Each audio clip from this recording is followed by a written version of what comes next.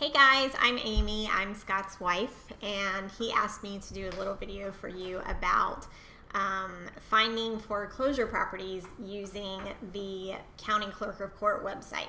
So I'm going to walk you guys through this, and we actually mostly stick to Seminole and Orange and Lake counties, and I'm not super familiar with Volusia, so I'm kind of winging this, but I figured this would be a good way for you guys to see how we find some of these properties and how we track these people down.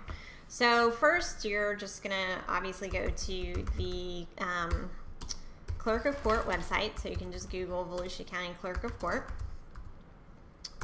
And I don't know how familiar you guys are with the foreclosure process, but generally what happens is in order to file a foreclosure, banks have to file, or anyone who holds a mortgage has to file what's called a lis pendens.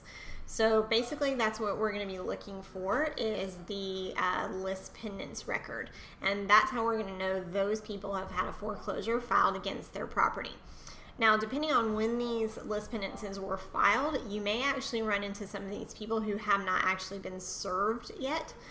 Once a lis pendens is filed, then that's delivered either to a service of process company or to the county sheriffs, and then the company or the sheriff goes out and serves those people. So for instance, if you guys happen to pull a lis pendens that was filed 2 days ago, chances are those homeowners don't even know that a foreclosure has been filed against them yet. They may have some idea it's coming, especially if they're several months behind on their payments, but they may not know there's an actual court case. So that's maybe something to keep in mind as well when you are tracking down these people and calling them. Okay, so here you've got the Clerk of Court website. I'm going to go ahead and just click on the home page so you guys can see what that looks like. So we are looking to search the records, and it's going to be official records that you're looking for. Over here you see case information. Don't think that's where you want to go, because you need a specific case number in order to look those people up, and we don't have that information. So what you're going to do is you're going to go to official records recording, because lis pendences are actually attached to the property, so they're a part of the land record. You can read this PDF if you want to. It's a very long and drawn out way telling you how to search for these records, but basically what you want to do is scroll down, and over here under official records and recording, you're going to go to document inquiry. Now I'm using Chrome to search, so I'm going to click this one. If you guys have Internet Explorer 10 or higher, then you can click this one that says document inquiry new.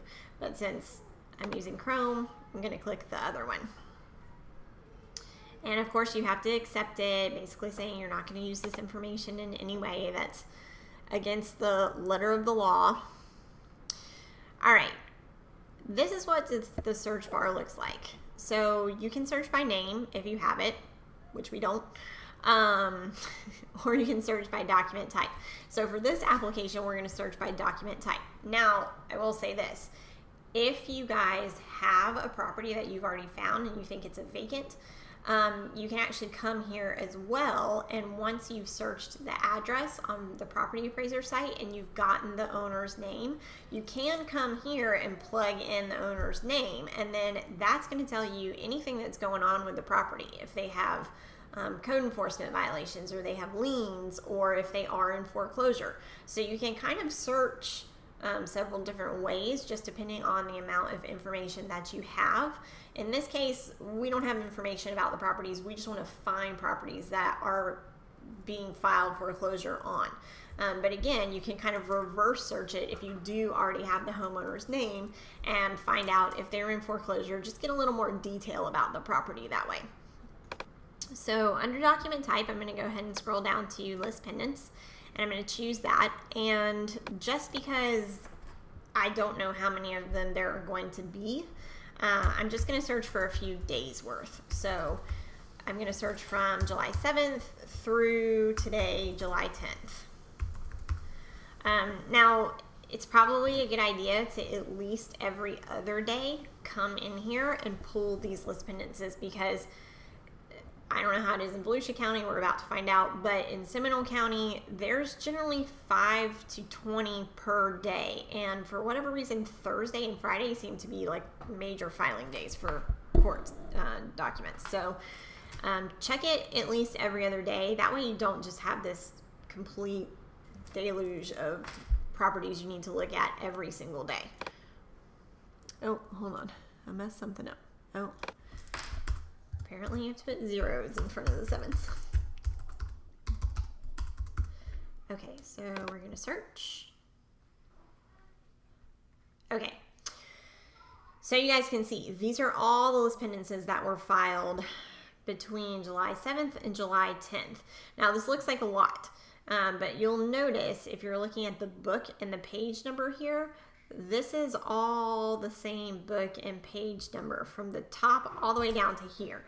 So this particular list pendants has a ton of parties associated with it. You've got the bank, and there's probably a homeowners association. Looks like they've listed the Internal Revenue Service, so these guys probably have some tax liens on them too. So in this case, we actually only have 1, 2, 3, and 4 separate list pendances on this page. And then let me see how many's on the next page as well. Yeah, a couple on this page. And you can kind of just scroll through these and see what you've got. Okay, so it looks like there's 94 total records. And in Volusia County's case, it looks like they're already separated by book and page number, which is amazing. In Seminole County, they do it totally differently, and you have to sort it that way. So it looks like it's already sorted that way, which is great. Okay, so then what you're going to do is you're just going to pay attention to the book and the page number here and see how many independent list pendances you have.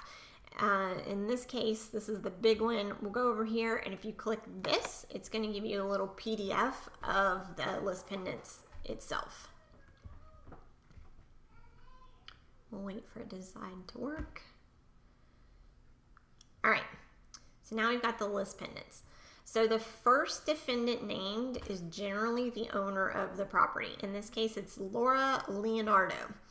So what you're going to do is write that name down and then scroll down on the list pendants, and sometimes right around this section where it lists the lot information, basically from property appraiser, some attorneys are really awesome and will actually put the address there as well. In this case, you can see there's a property description, but there's no address.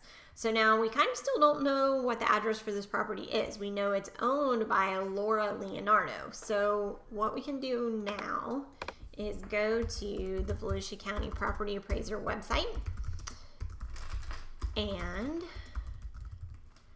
we can type in Laura Leonardo as the owner of the property, and we'll see what comes up.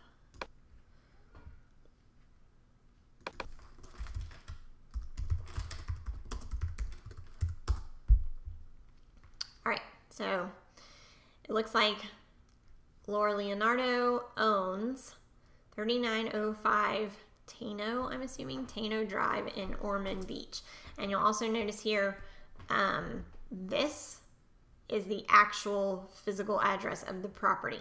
This address that you see is their mailing address. So sometimes that's different. Just be careful. Now, if you do come across a property that the physical address does not match the mailing address, those are good ones to look at, because chances are they don't live there. Maybe it was a rental property. Maybe they took it over from a family member, and they probably don't want anything to do with it. Or it's more likely that they don't want anything to do with it. So pay special attention to those for sure. But yeah, so in this case, you would just keep the running list, write down the homeowners' names as you open the list pendances, and then if there's not an address on the list pendants, come over to Property Appraiser and pop their name in, and then see what comes up. Sometimes you will have multiple addresses that come up for the same last name, especially if you had somebody else who was kind of investing in real estate. Maybe they bought a bunch of properties at one time. So you do maybe want to keep the other page under Clerk of Court open just for the time being, So that way, if you have multiple properties, you can come back to this list pendants and you can look at the property description and narrow down which property it is. Just match it up between the list pendants and the property appraiser, and then you'll be able to tell which property is being filed on. Let's go back here, and I'm going to see if I can find a list pendants that actually has the property address on it. This one is interesting because it doesn't look like a bank has filed foreclosure. Let's see what's going on here.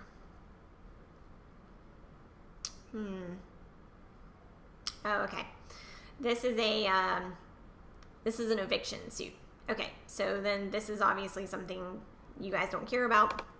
Just skip that one. You're looking for banks. You're looking for homeowners associations that are filing, those kinds of things. So this looks like a bank as well. Let's check this one out.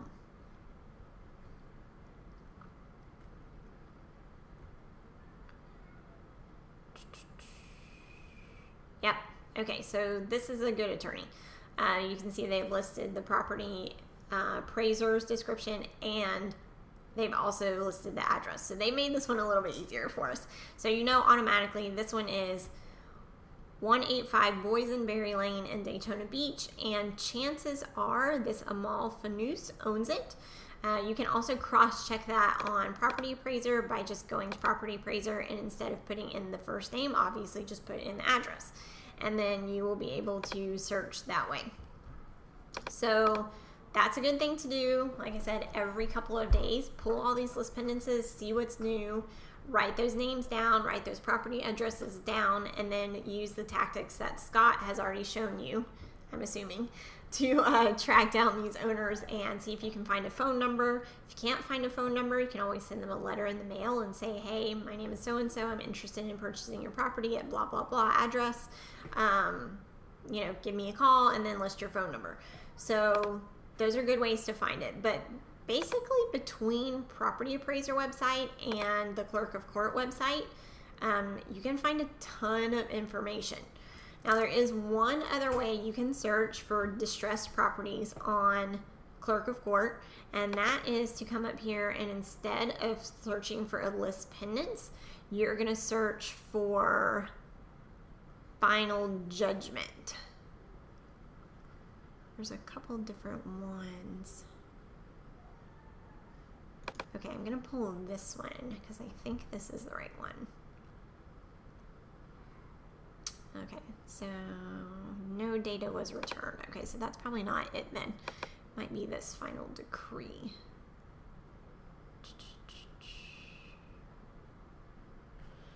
No, that's okay. So final decree looks like it's for family law. Final judgment with property doesn't look like it probably applies to foreclosures. Every county labels these a little bit different, so like I said, I'm not too familiar with Volusia.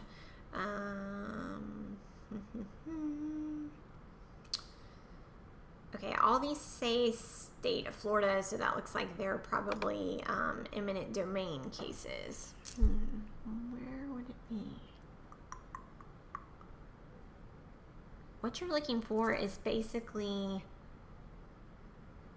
the judgment that is the last thing that's recorded in a foreclosure suit. And actually, it's not the last thing, but it's basically the second to last thing.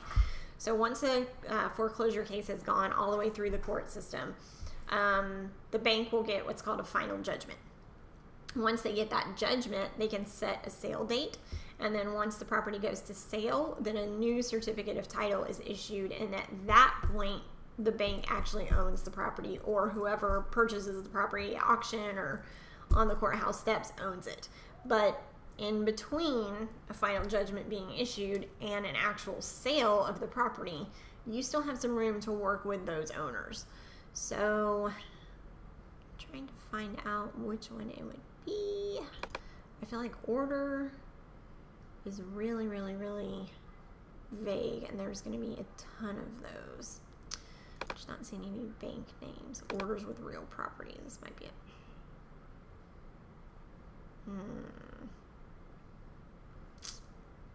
Okay, let's take a look. Oh, no, see, there's our...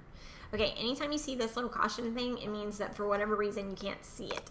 Most family law cases, you're not going to be able to see the actual document.